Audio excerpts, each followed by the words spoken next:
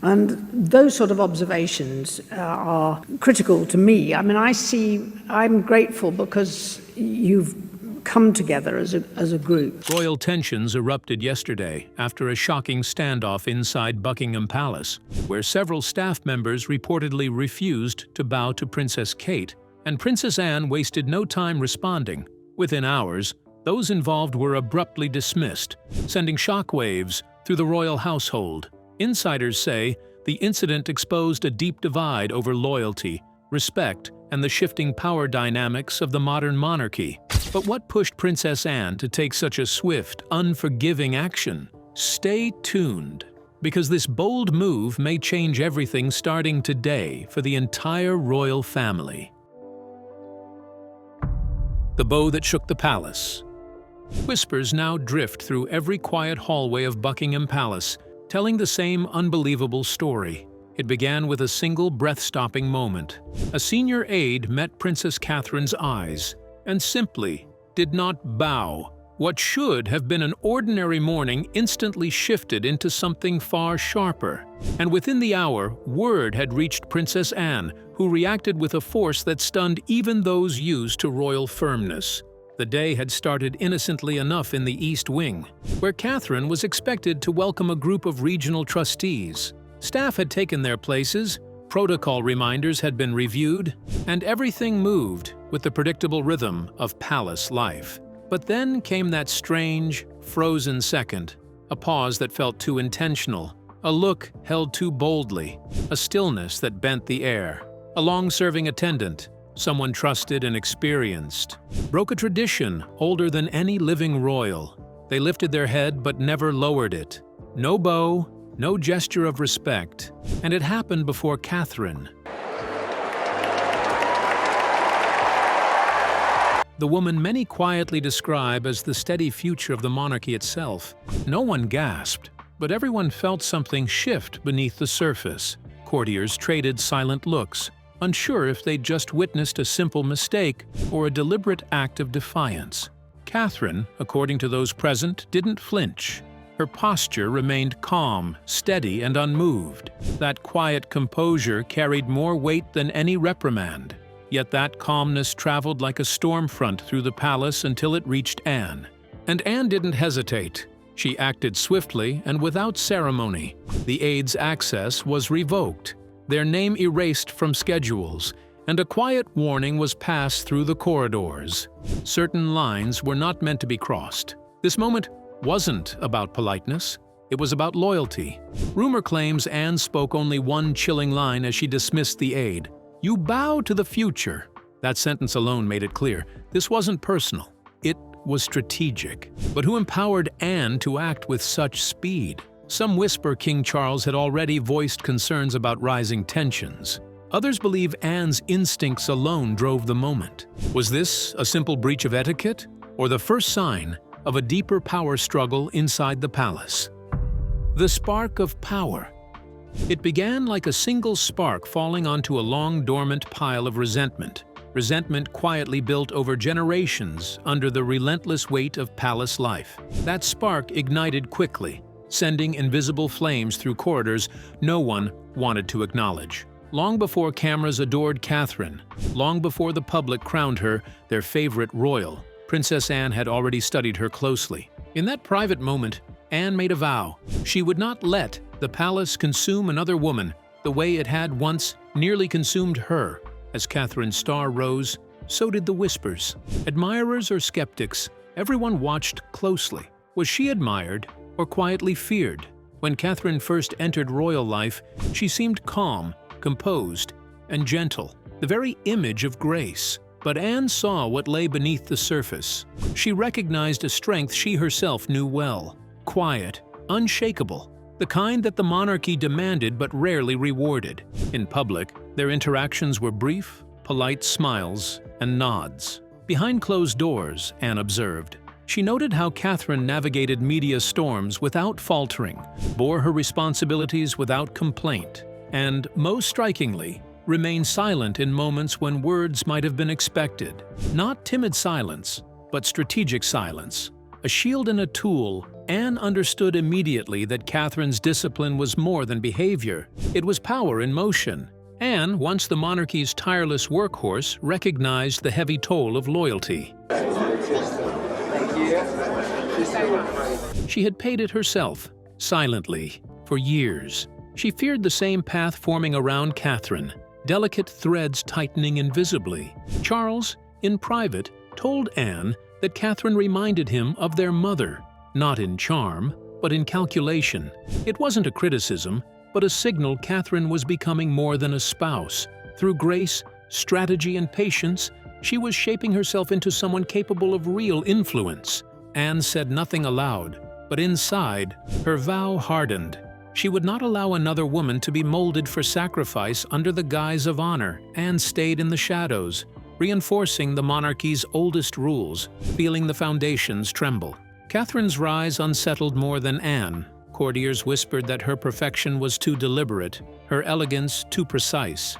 Was she merely fitting in or quietly preparing to redefine the monarchy itself? Was Catherine destined to lead? Or was she quietly reshaping the crown before anyone realized? The palace splits as Catherine's rise exposes old wounds. What started as admiration slowly shifted into unease. The older staff, the ones who still spoke Diana's name with a mix of reverence and warning, felt something changing around Catherine. She wasn't loud, she wasn't rebellious, she didn't challenge rules. What unsettled them was far quieter. Catherine wasn't chasing authority. She was easing into it, as though the crown was drifting toward her on its own. And for those who believed royal power should only move when formally granted, that silent shift was deeply unsettling. Anne felt the pressure tightening around her. She had tried to remain on the edges, observing without stepping in, but neutrality no longer felt like a real option. She recognized the look in Catherine's eyes, the calm of someone carrying a heavy load because they have no choice. Anne understood that weight. She had carried it herself.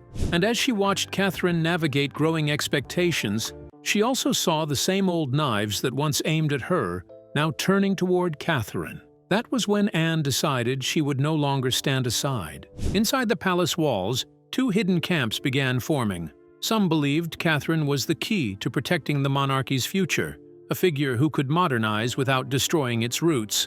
Others resented her entirely, claiming she disrupted the old balance simply by existing. This wasn't a fairy tale. This was an invisible battle fought through measured smiles, perfect posture, and carefully chosen words. For years, tension simmered beneath polished surfaces and polite traditions. But Catherine's rise, quiet, steady, unstoppable, ripped that facade apart.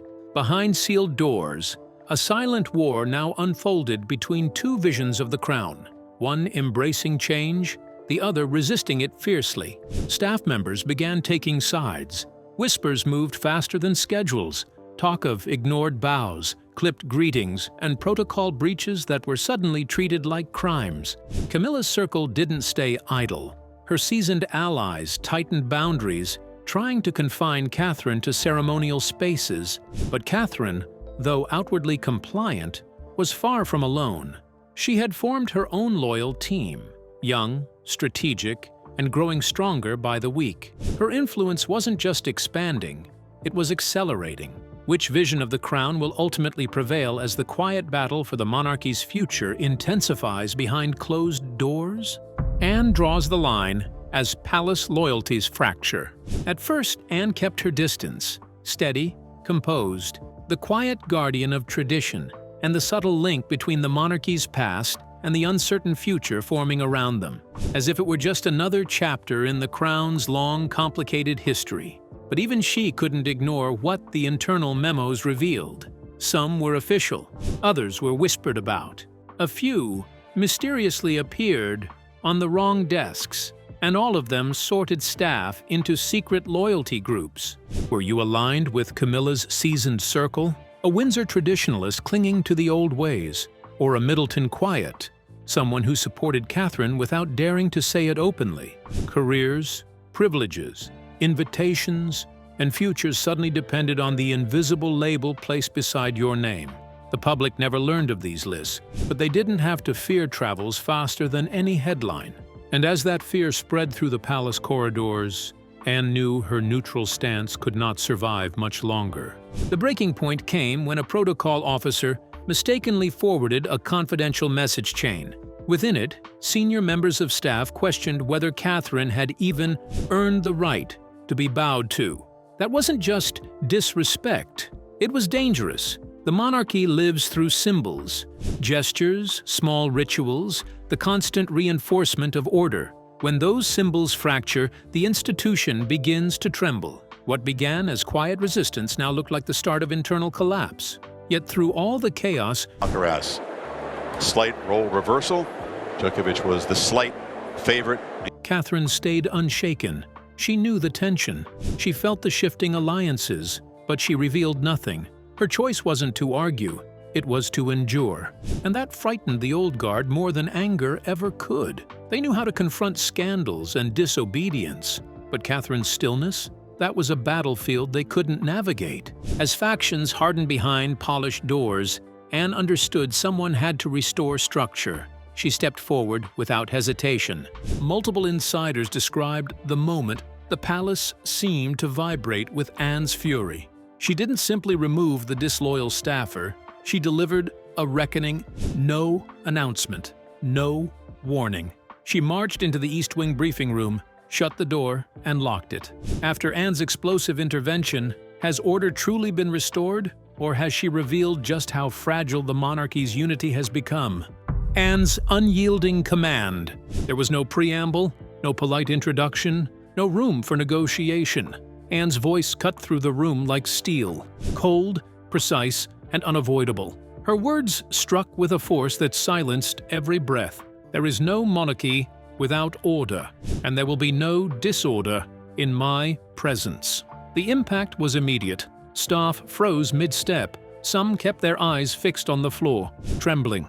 One aide fled in tears. Another slammed the door behind them when dismissed. There were no warnings, no second chances, no attempt to soften the blow. Disloyalty, in any form, would no longer be tolerated, regardless of rank, tenure, or connections. While her words were aimed at staff, the room sensed a broader message, a signal to the royals who had allowed cracks in the palace's hierarchy to fester and grow unnoticed. Catherine was notably absent. She had been informed of the meeting, but advised not to attend.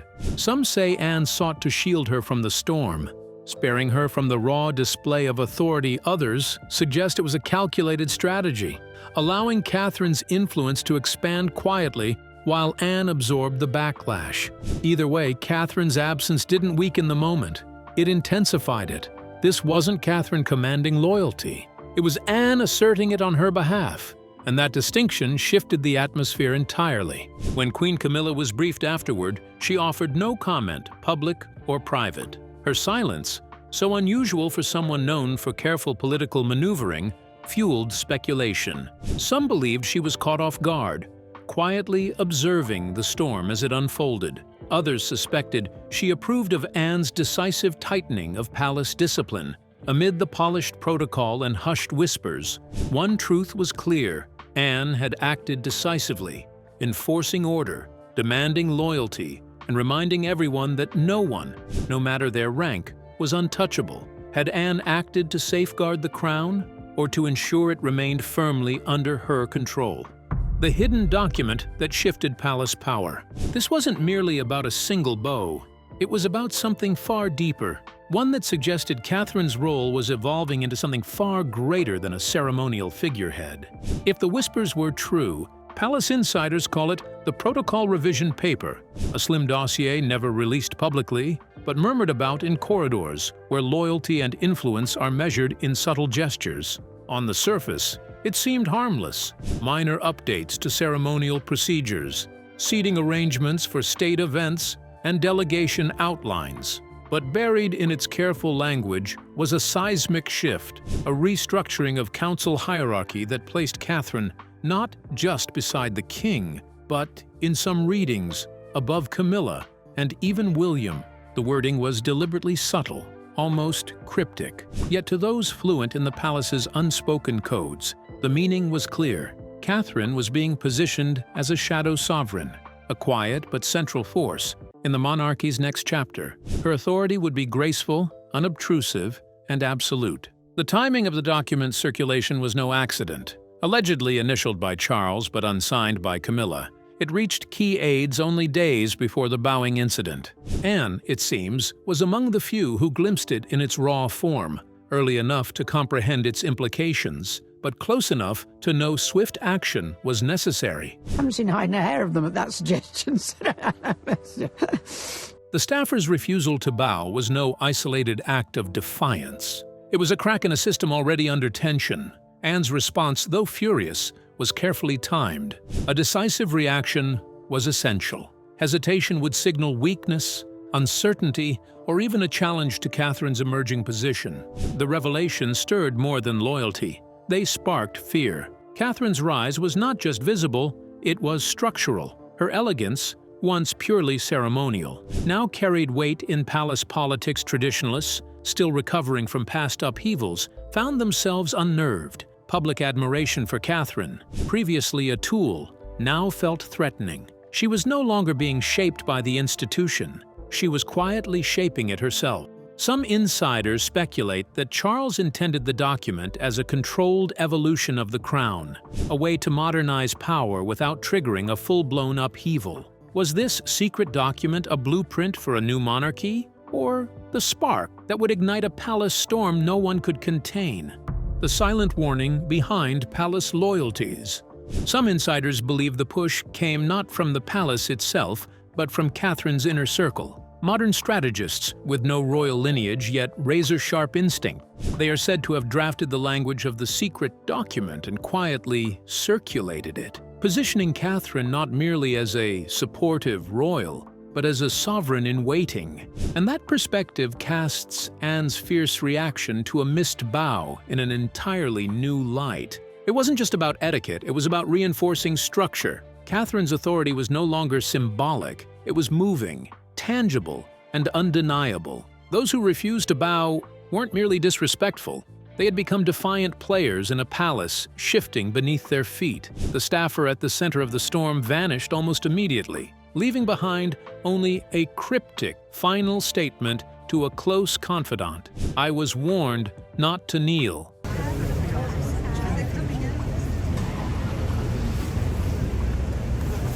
It wasn't boastful or rebellious. It was quiet, fearful, and tinged with inevitability. In a palace where obedience is embedded into every gesture, every glance, and every carefully chosen word, being warned against showing respect to the future queen is far more than a minor act of disobedience. It hints at internal manipulation, and perhaps even sabotage.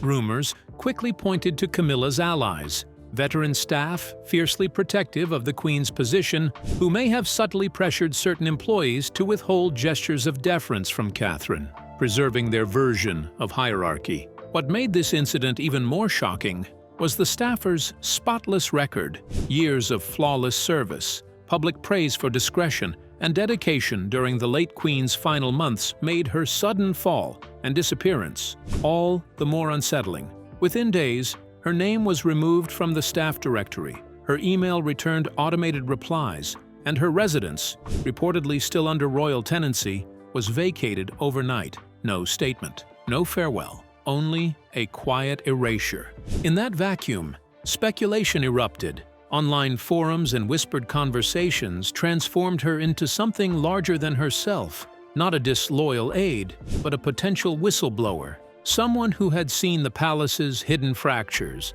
tried to signal the danger, and was silenced before her warning could take root. Was this staffer's disappearance a warning to all, or a sign that palace loyalty is now measured by fear rather than duty? Camilla's calculated silence and the palace chessboard. Speculation ran wild after the staffer vanished. Anonymous posts claimed she had fled the country. Others suggested she had been quietly relocated under royal protection. Some even whispered that she'd been threatened into submission. No one knows the truth, and that uncertainty only fueled the press fire. When approached, the royal office refused to comment, never denying, never confirming. That wall of silence was read by many as proof that something serious had gone awry behind Palace Gate.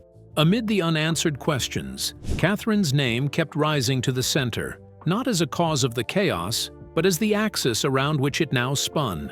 The lingering silence only deepened a chilling theory. The crown isn't just shielding Catherine, it's preparing her for something far bigger. Thank you all so much. Thank you very much. Queen Camilla, when asked to speak, reportedly smiled without a word. In the days after Anne's explosive crackdown, she seemed to vanish entirely. No public appearances, no quiet palace presences, nothing. Yet her absence only heightened scrutiny. Some assumed she was wounded, stung by Anne's raw defense of Catherine. Others suspected she was strategically silent, observing, waiting. Those who had watched Camilla for years knew better. She doesn't retreat, she recalibrates. In the absence of noise, power rearranges itself. Leaked accounts suggest Camilla privately advised against reacting. Let Anne handle it. Let the consequences fall on her shoulders, she reportedly told her inner circle. It wasn't surrender. It was calculated distance. She could watch, assess, and remain untouched while chaos swirled around her. Blame in the palace rarely lands randomly. Camilla ensured it would not land on her. The tension between Anne and Camilla stretches back decades. Two women hardened by duty and loss, each defending her own path. Anne's public defense of Catherine, carried out without Camilla's input, was as much a statement of loyalty as it was a challenge to the Queen's relevance. Camilla, however, let it burn. Courtiers were even seen celebrating after the staff dismissal, whether in relief, sarcasm, or strategy. No one knows. Some speculate. I've been actually trying to keep quiet about reaching 3/4 of a century. Camilla predicted Anne's move, letting the storm unfold without interference. And if that's true, Catherine's rise may not be untouchable. Camilla does not strike while her opponents are growing. She waits until they are surrounded by their own power, distracted, confident, exposed. Is Camilla silently steering the palace, or waiting for the perfect moment to reclaim control from those who think they are in charge? Catherine's silent ascendancy. And in that moment she moved. While Camilla receded from the spotlight, another woman stepped fully into it. Every step Catherine took was watched by eyes that had once plotted Anne's downfall. She spoke no words. Yet yesterday, Catherine walked through the palace halls with her chin held high, and every aide, footman, and advisor bowed. No press release, no statement, just quiet authority. In a world where silence is strategy, Catherine had altered the balance entirely. The days following the staffer's dismissal were tense, filled with speculation and subtle realignment. While whispers floated and staff scrambled, Catherine remained composed. She didn't grant interviews, release rebuttals, or maneuver behind the scenes. She didn't need to. The power she now carried didn't demand acknowledgement. It simply existed, and in its presence, resistance began to crumble. Those who had hesitated in showing deference moved swiftly to correct course. Corridors that had once carried uncertain glances now radiated certainty. Every gesture slightly longer, every bow slightly deeper. Her first public appearance after the incident conveyed the message without a single word. Catherine arrived poised, composed, standing taller, not physically, but in presence and influence behind her. The narrative had shifted. It was no longer about defending her position. It was about acceptance. She had already won.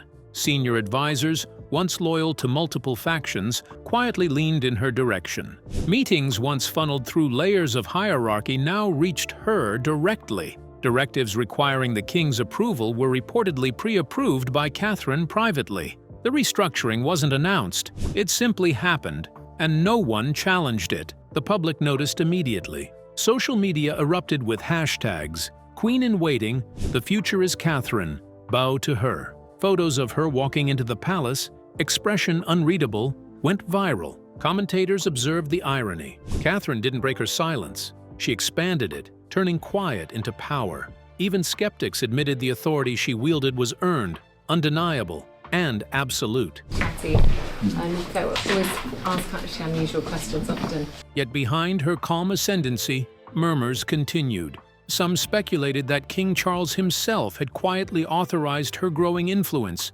passing responsibility to her to stabilize the monarchy's future. If true, it explained the sudden, unquestioned shift in senior staff behavior. Has Catherine's silent rise cemented her power, or is this only the beginning of a carefully orchestrated plan? Anne's warning shot and the hidden battle for succession. The staff, after witnessing Anne's fierce defense of Catherine, made their choice for themselves. When tradition fails to define authority, perception fills the gap, and perception now clearly favors Catherine. Yet, beneath the visible shift in loyalty and influence, one truth remained buried. This was not the end of a conflict. It was only the result of a single battle. Anne's intervention hadn't been reactive. It was deliberate, a warning shot, coded in fury, and steeped in centuries of royal tradition. Something far larger had been set in motion. Catherine now commanded the room, yet the real shock still lingered backstage. Anne's decision wasn't about the present moment, it was about what was coming next. What seemed like a story about a beau was, in truth, a story about succession. Sources suggest that behind the dismissal lies a new, harsh reality, a royal ultimatum that reaches beyond staff to Camilla, Charles, and even William. A confidential document reportedly circulated quietly within palace walls. It made no public mention of the scandal, but carried the weight of transformation. Insiders claim it didn't propose ideas. It dictated outcomes. It outlined a shift not of titles, but of control. Catherine was not named queen, not yet, but she was designated in bold, deliberate phrasing as the future sovereign guide, a compass for the crown, a force in charge rather than an accessory. Every senior royal advisor's signature appears beside it, except for two Charles. Hesitant, Camila, absent entirely. Princess Anne, long silent, has now assumed a new role. No longer merely the guardian of tradition, she has become the executor of inevitability. Insiders say her defense of Catherine was not simply a reaction to a protocol breach. It was the first move of a buried plan, designed to anchor the monarchy's future in the face of uncertainty. Charles may respect her judgment, but he resents her speed. He fears the storm surrounding Catherine might engulf William.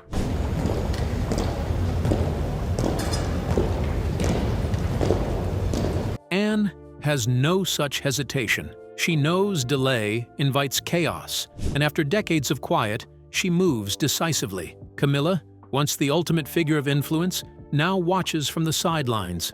Is Anne shaping the future of the crown, or orchestrating a power play that could change the monarchy forever? Catherine becomes the axis of palace power.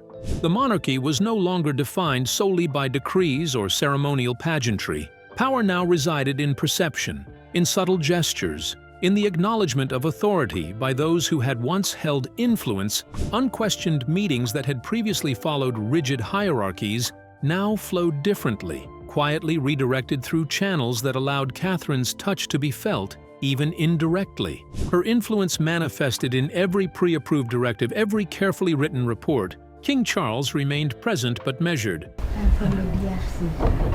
Lovely to meet you. Very nice to see you.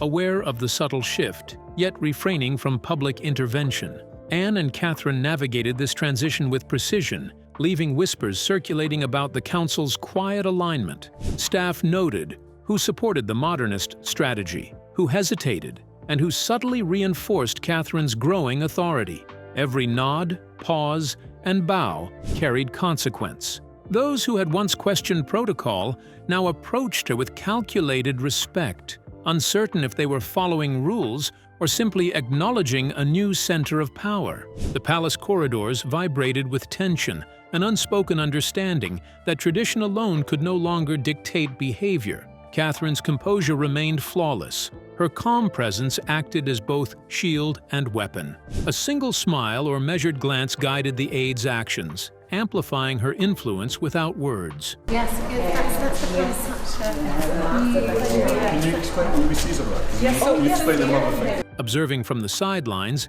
Anne understood that this transformation was now self-sustaining. Camilla's strategic withdrawal became clear. By stepping back, She avoided conflict while preserving her own position as the palace adapted to Catherine's authority. The first public confirmation of this shift came during a high-level meeting in the main drawing room. As King Charles entered, every staff member instinctively turned toward Catherine, a synchronized, unspoken acknowledgement of her influence. The king paused, said nothing, and in that silence, the gesture was amplified. It was no longer about personal loyalty, protocol, or preference. It was structural, symbolic, and irreversible in perception. Decisions, approvals, and ceremonial gestures now flowed through Catherine's orbit, not by decree, but because the palace itself had realigned. Her rise was silent, patient, and absolute, a quiet transformation rooted in perception, obedience, and inevitability. Power had shifted, but who would dare challenge Catherine, and when remained the shadow over every royal corridor? So, what do you think? Has the monarchy quietly revealed its next true queen? Let's know your thoughts in the comments. Don't forget to like and subscribe.